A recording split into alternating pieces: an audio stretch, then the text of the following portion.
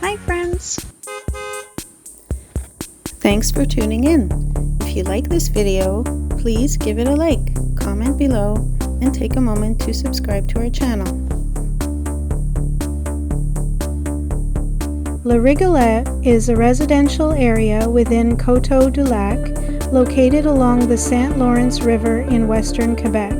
The community is part of the Vaudreuil-Soulanges region, west of Montreal and close to the Ontario border.